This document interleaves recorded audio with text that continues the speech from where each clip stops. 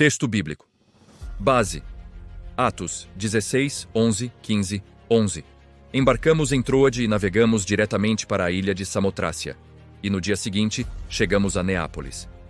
12 dali, alcançamos Filipos, cidade importante dessa região da Macedônia e colônia romana.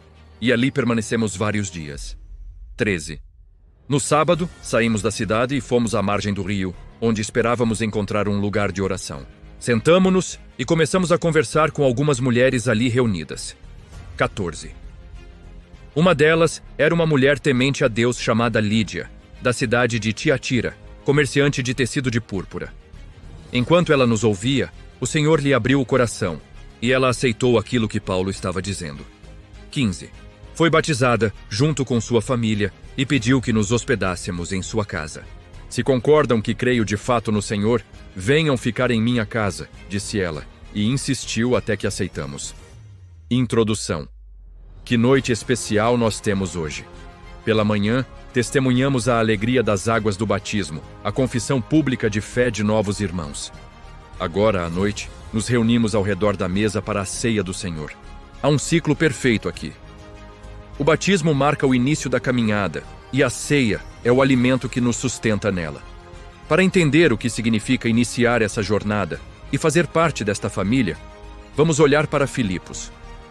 Paulo chega a uma cidade estranha, sem sinagoga, e vai até a beira de um rio. Lá ele encontra Lídia. A história dela é a nossa história. A história dela é a história de cada novo membro que hoje recebemos. Não é sobre religião, regras ou rituais frios. É sobre uma sequência divina de aberturas. Deus abre o coração, a pessoa abre a vida no batismo e, finalmente, abre a casa para a comunhão. Ao olharmos para a conversão de Lídia, percebemos 3 movimentos essenciais que definem a nossa caminhada com Cristo e a nossa vida em comunidade. 1. A graça que abre o coração para ouvir. Referência. O Senhor lhe abriu o coração para atender às coisas que Paulo dizia. 21:14. Muitas vezes, em meio à correria e aos ruídos da vida, somos levados a perguntar: o que impede hoje o meu coração de ser tão aberto quanto o de Lídia foi naquele dia? O encontro narrado em Atos 16:14 acontece em um cenário surpreendente. Não dentro da formalidade de uma sinagoga, mas à beira de um rio, num lugar de oração improvisado.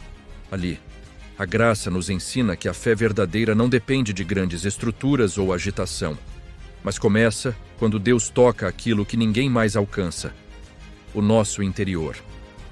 O texto bíblico é de uma delicadeza ímpar ao afirmar que o Senhor lhe abriu o coração, revelando que a conversão é, antes de tudo, uma obra da soberania divina e um convite para que a pessoa se torne sensível à voz do Criador. É fascinante notar quem era essa mulher. Lídia, uma vendedora de púrpura, tinta caríssima extraída de moluscos marinhos, era uma figura de influência e recursos, provavelmente a chefe de sua casa. No entanto, sua história nos lembra que o sucesso material não preenche o vazio espiritual.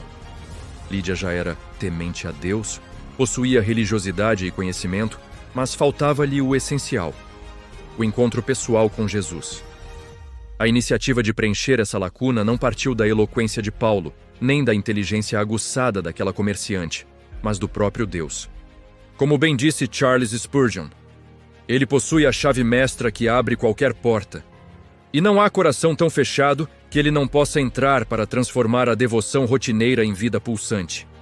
Esse fenômeno espiritual nos remete a promessas antigas e experiências contínuas, como a descrita em Ezequiel 36:26, onde Deus promete trocar o coração de pedra por um coração de carne, e em Lucas 24:45, quando Jesus abre o entendimento dos discípulos.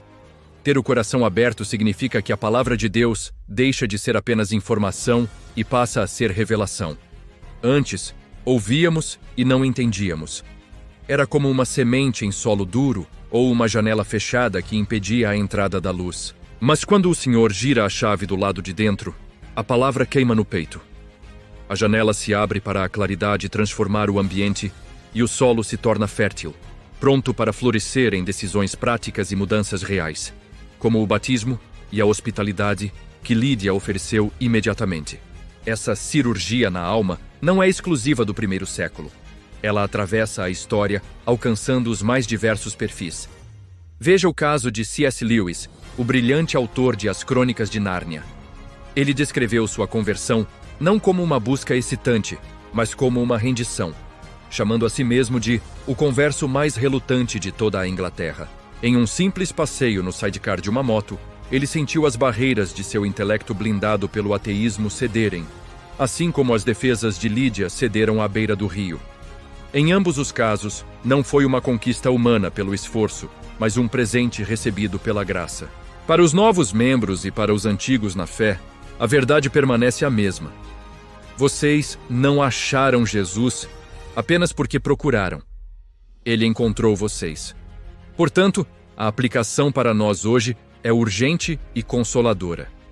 Talvez você esteja na igreja há anos ou tenha chegado hoje, mas a caminhada com Cristo se mantém viva apenas com essa abertura diária. Não endureça, não adie e não fuja. Abra espaço dentro de você e permita que a palavra encontre lugar. Que a nossa oração constante seja um eco daquele dia em Filipos. Fala, Senhor, teu servo ouve. Se o seu coração parece uma janela emperrada, não force com suas próprias mãos. Peça ao dono da casa, diga hoje, Senhor, abre o meu coração outra vez.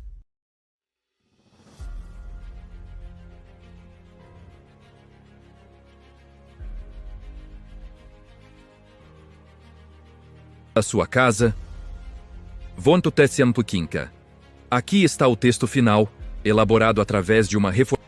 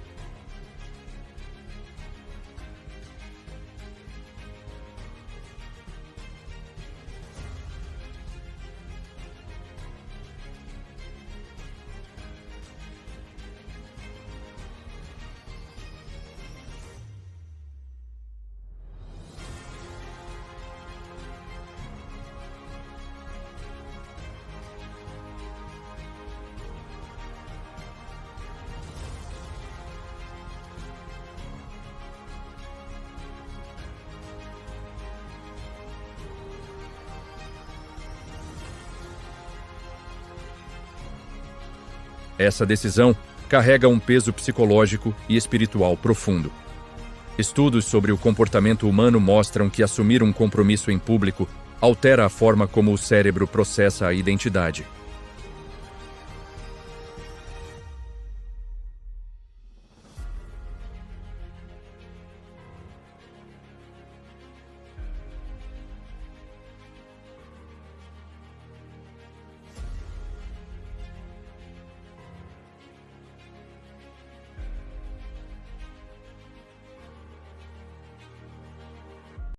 Essa urgência nos lembra dos cristãos no Irã hoje, que se batizam em banheiras escondidas, sabendo que aquele ato pode ser sua sentença de morte.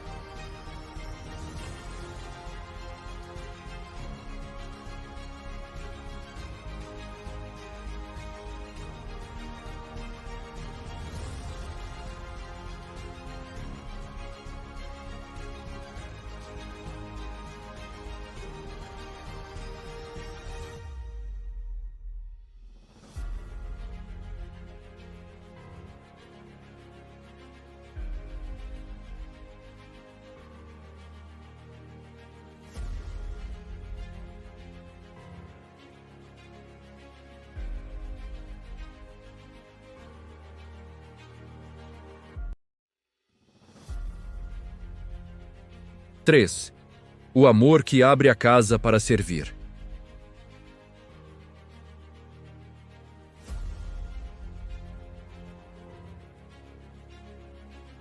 E nos constrangeu a isso. Vintoba Sinzibe.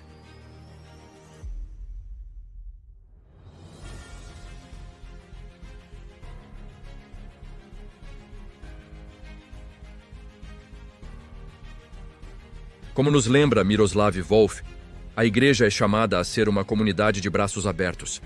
Não porque somos generosos, mas porque fomos primeiramente abraçados por Deus.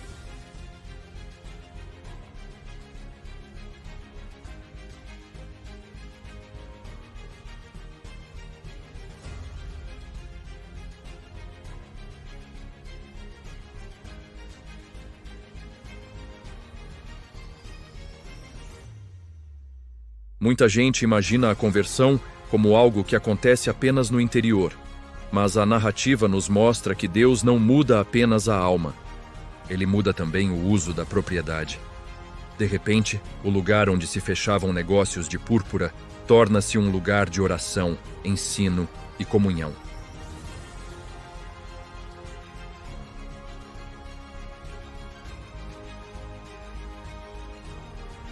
A frase de Lídia, "Se julgais que sou fiel ao Senhor, entrai em minha casa", revela uma conexão profunda entre fé e disponibilidade. Para ela, ser fiel ao Senhor não é apenas crer na teologia correta, mas acolher a família da fé. Perceba a humildade e a vulnerabilidade aqui. Ela coloca sua fidelidade para ser validada pela comunidade. Brené Brown afirma que a verdadeira pertença só acontece quando somos corajosos o suficiente para sermos vulneráveis juntos, e Lídia inaugura esse espaço de pertencimento autêntico. Ao insistir e constranger Paulo e Silas a ficarem, ela demonstra que a hospitalidade não é um peso ou uma caridade ocasional, mas um privilégio e uma forma de culto. Ela entende que a casa se torna uma extensão do coração. É crucial distinguirmos o que acontece ali. A hospitalidade cristã difere radicalmente do entretenimento social. Entreter é sobre impressionar o convidado com uma casa impecável e comida perfeita, focando na imagem do anfitrião. Hospitalidade é sobre servir o convidado com o que você tem, focando na necessidade dele. Curiosamente, a palavra hospitalidade tem a mesma raiz latina de hospital, hospes. A casa de Lídia tornou-se um hospital de almas, um refúgio de cura para missionários cansados e novos convertidos.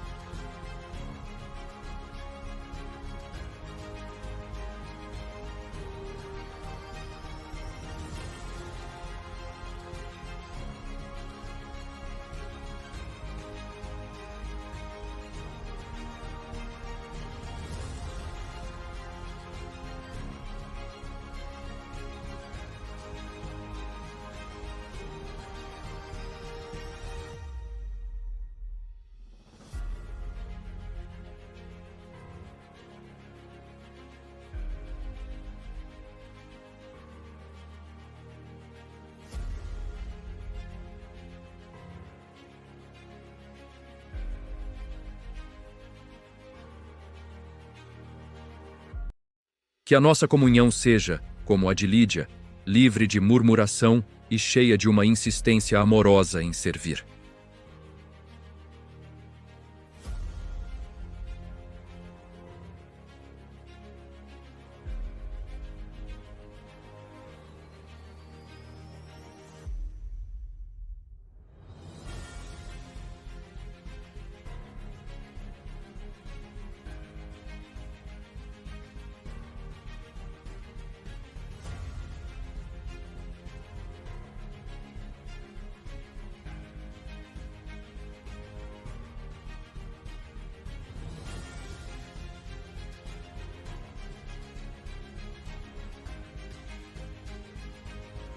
Que ao comermos do pão e bebermos do cálice, possamos dizer como Lídia: Senhor, porque tu foste fiel a mim, eu quero ser fiel a ti e aos meus irmãos.